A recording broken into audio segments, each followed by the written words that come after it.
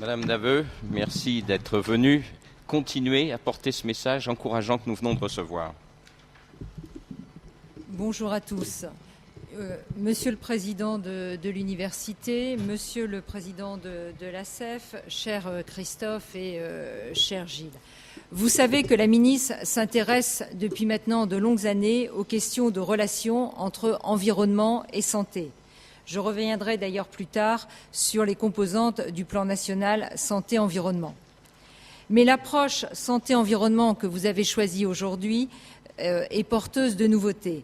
En effet, le tandem santé et biodiversité est marqué par de nombreux contrastes.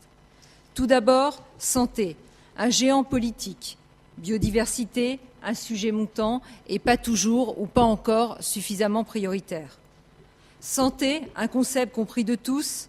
Biodiversité, un concept nouveau qui est en train de réussir à se faire connaître, notamment grâce à l'action de nos efforts collectifs pendant l'année internationale de la biodiversité que nous prolongerons, comme la ministre l'a dit, dans le cadre de la stratégie nationale de la biodiversité.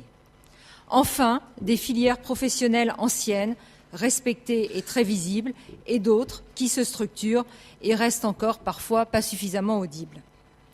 À côté de ces points, on va dire, de contraste, il y a surtout, me semble-t-il, des points de rapprochement, à commencer par l'appartenance au monde du vivant. Les mécanismes complexes qui sous-tendent le fonctionnement des écosystèmes ne sont pas sans rappeler ceux qui se déroulent dans nos corps. Ces analogies feront d'ailleurs l'objet d'une des interventions. Cette proximité de fond est unie par des raisons qui avaient conduit le ministère du Développement durable à demander à Jacques-Claude Emessen, médecin et membre du Comité national d'éthique, de présider aux travaux d'élaboration d'une nouvelle stratégie nationale pour la biodiversité. Les parallèles qu'il a pu faire à cette occasion avec de nombreux questionnements intervenus dans le domaine de la santé ont largement éclairé nos débats.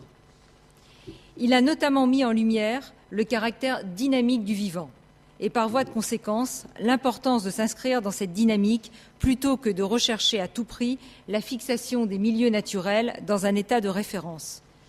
Mais aussi et surtout, il y a mis en lumière l'intérêt qu'il y avait pour être efficace à valoriser dans la stratégie nationale de biodiversité ce que la conservation et la reconquête de la biodiversité apportent à d'autres politiques majeures comme celle de la santé. La nouvelle stratégie nationale pour la biodiversité issue de ces travaux et qui a été présentée par le ministre le 19 mai dernier aborde de fait les questions de santé dans plusieurs de ses objectifs. L'objectif numéro 4, pour ceux qui connaissent par cœur, comme Christophe, la SNB, préserver les espèces et leur diversité. L'objectif 8, développer les innovations pour et par la biodiversité, vise notamment à conserver et à explorer une ressource potentielle de substances ayant des vertus thérapeutiques. Enfin, l'objectif 6, préserver et restaurer les écosystèmes et leur fonctionnement, concerne la préservation des services rendus par les écosystèmes, dont certains, comme la dépollution ou l'atténuation des fortes chaleurs en ville, concernent bien évidemment la santé. Enfin, je dirai un mot sur l'objectif 16, qui est développer la solidarité nationale et internationale entre les territoires, qui s'attache au partage de ces services. La biodiversité est ainsi aussi comprise comme pouvant contribuer à une meilleure santé pour l'homme, même si, ponctuellement, des conflits d'intérêts, d'un côté du point de vue sanitaire et de l'autre conservation, peuvent se faire jour. Et c'est justement le rôle de la puissance publique, comme le rappelait la ministre, d'arbitrer ces conflits. Nous avons un objectif d'orientation stratégique dans la SNB qui me semble tout à fait significatif en ce point, qui est assurer la cohérence des politiques publiques et l'efficacité de l'action. Inversement, il est apparu clairement au cours des débats que la santé est une condition nécessaire à l'action collective en faveur de la biodiversité. L'orientation stratégique A de la SNB nous rappelle susciter l'envie d'agir pour la biodiversité. En effet, cette orientation n'aurait ainsi pas de sens pour une population qui se trouverait en souffrance. En définitive, l'interdépendance entre santé et biodiversité, qui finalement nous rappelle que nous sommes tous une espèce animale qui doit s'adapter au fonctionnement de la biosphère, s'illustre également à travers le concept rappelé par l'OMS, la FAO et l'OIE, qui est la One Health. et bien évidemment concept soutenu par le gouvernement français. Il s'agit d'avoir une vision d'ensemble des questions de santé humaine, de santé animale et de gestion de l'environnement, que ça soit via la biodiversité ou que ça soit via les services écosystémiques. Cette approche intégrée prévoit avant tout une étroite coordination entre les différents systèmes concernés, auparavant qui étaient largement déconnectés. Vos échanges, nous l'espérons aujourd'hui, pourront et devront y contribuer. À ce propos, je voudrais vous confier une des convictions de la ministre au sujet des plans nationaux santé-environnement. Ceux-ci ont constitué une forme d'anticipation de cette démarche d'interconnexion. Il faut rappeler que les risques sanitaires liés aux dégradations de notre environnement ont été à juste titre un sujet important du Grenelle, puisque, pour vous donner quelques éléments quantitatifs, l'OMS estime à 15% les pertes de santé liées à l'environnement en Europe. Le deuxième plan national santé-environnement est la feuille de route que s'est fixée le gouvernement sur ces questions pour la période allant de 2009 à 2013. Je crois utile à l'ouverture de votre colloque d'insister sur un volet spécifique du PNSE2, la réduction de l'impact des substances chimiques, car cet ensemble de mesures aura évidemment un impact majeur sur la biodiversité. Le règlement européen REACH est la pierre angulaire de cette politique visant à mieux prévenir les impacts sanitaires et environnementaux des produits chimiques. La première étape, comme vous le savez, a été franchie avec un succès en novembre 2010. Ainsi, 24 675 dossiers d'enregistrement contenant des données très complètes ont été déposés par les producteurs et importateurs auprès de l'Agence européenne des produits chimiques.